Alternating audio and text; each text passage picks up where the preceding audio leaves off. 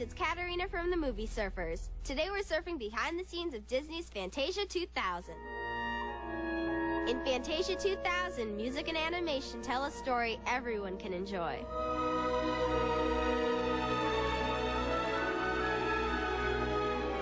Hey, wasn't there another Fantasia? Hey everybody, it's me, Bryson Booker here, with another video just for you. Okay, so today's video is kind of a review, and I'm going to be reviewing Disney's Fantasia 2000, released in, well, it was originally made, okay, so the funny thing about this movie is, they actually debated it in many different places. So the first place where this movie was seen was in Carnegie Hall in New York City, December 17th, 1999. And so I guess you could say the film was originally released in 1999, but it didn't hit theaters and IMAX, for that matter, until June 1st, 2000. So, you know, it did have a couple of release dates, but the movie itself is still a gem. And I originally reviewed this movie, I think 2 years ago I reviewed this movie. 1 or 2 years, it's probably 2 years now. Probably 2 years ago I reviewed this movie. I was a freshman in high school when I reviewed it. And that was honestly the first time I saw it. What do I think of this movie? And, you know, now that I watched it again, I have to say that my opinions have improved on it. Because me being an animation fan, you know, just a fan of classic cartoons, different things like that, you know, I really wanted to give this movie a second look this year. And so I did. I literally popped it in yesterday and was just blown away by the art and by the passion that this movie has.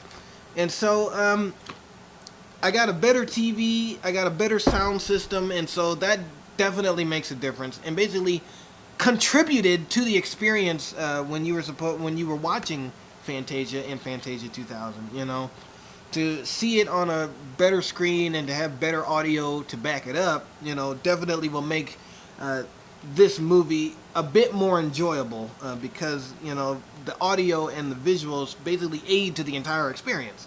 And I mean, we can say that about any movie, but for Fantasia specifically, you know, that extra element of good audio and good visual representation of what's going on definitely contributes to the whole experience. I've honestly gathered some better opinions, and I had a better experience watching this movie for the second time. Fantasia 2000, after watching it for this second time, you know, it's definitely a gem.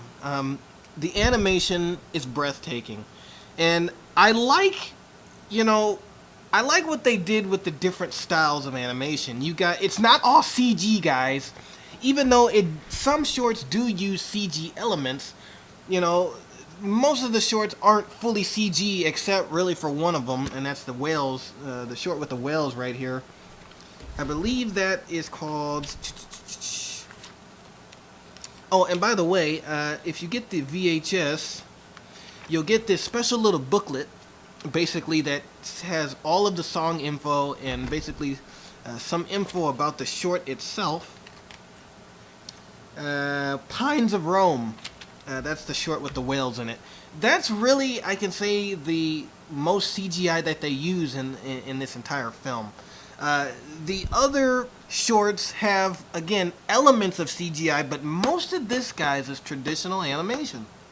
And then they kind of computerized it with, I think, what they called, I don't know, CAPS. I think it was called the CAPS software, where they had to render it and kind of added a computer element to it. But most of this stuff, especially the Sorcerer's Apprentice from the original Fantasia movie, was traditionally animated. And so, you know, it just lets you know that, you know, you don't have to use a computer for everything. You know, when you have good artists, especially the guys working at Disney, when you got good artists, good writers, great storytellers, because they can't just be great artists. They have to be able to tell a story. And with the movie like Fantasia, when you have all of these different characters and all of these different plots and all of these different animation styles, you have to be able to tell a good story. You know, the music will be there, But if there's no story to back it up, I mean, what's the point of even using the music, without a good story? And I gotta say that most of these stories, whether they just be little fun stories like the Carnival of the Animal song, you see the flamingo right there with the yo-yo, are very, solemn stories, such as the story at the very end, with, I guess you can call her Mother Nature, or the story with the whales.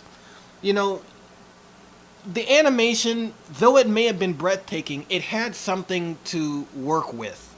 Scores, they already sound great, but, adding the animation, and then, that's great, and then having a story to back it all up and to basically tie it all together is everything. So, great stories, great animation. I would have to say my favorite two are, I guess you could say favorite three shorts out of all of them. All of them look beautiful. All of them sound beautiful. The orchestra did a wonderful job, with the exception of The Sorcerer's Apprentice. That was not performed by the Chicago Symphony Orchestra. Most of the music on Fantasia 2000 was performed by the Chicago Symphony Orchestra, with the exception of The Sorcerer's Apprentice. That was the original Fantasia Orchestra. I can't remember where they were from, but it all sounds great. But my favorite shorts have to be Rhapsody in Blue, as well as Pomp and Circumstance with Donald Duck right there. But Rhapsody in Blue, love the animation. That's really as cartoony as this movie will get with Rhapsody in Blue. It just has like a vintage cartoony animation style, very smooth, very timely. I just love it. And then the song to back it up, again, just matched the animation, just matched the mood of the whole short perfectly. Loved it. Really, my favorite one is Rhapsody in Blue.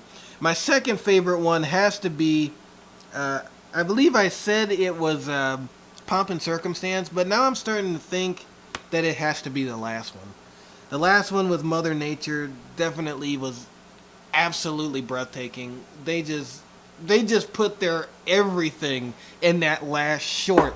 And guys, I hope these shorts are on YouTube, because it's like, what's the point of talking about them when you can't even see them? It's kind of hard to describe. It's hard to describe, here on this review. So, perfectly, Disney aren't copyright police, and they actually put at least these shorts individually on YouTube so that you can enjoy them. Because I thoroughly enjoyed the entire movie, but this movie is just a treasure.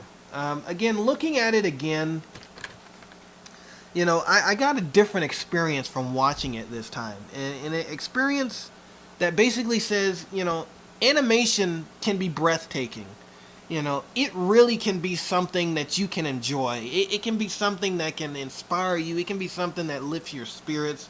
It can be more than just a drawing on a piece of paper. Disney shows us that with Fantasia, the first one, and Fantasia 2000. Really taking advantage of the technology at that time that was offered around this time when it was made, but not overusing it to the point where it's like that's all that we use. I believe that a movie like Fantasia definitely could be done again today. It can be, and probably even better than it ever has been done. But my fear is, if they do this again, that the only animation that they will use is CGI, because it's, quote, cheaper.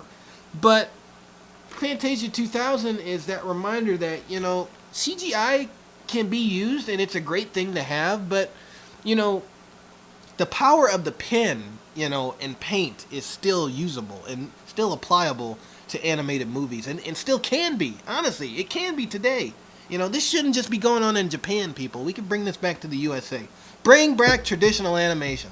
That's my petition today. Check out this movie. If you've seen it one time, give it a second look tonight. Check it out. It's a great film that will definitely leave you amazed, and basically, it'll make you appreciate animation even more than you do.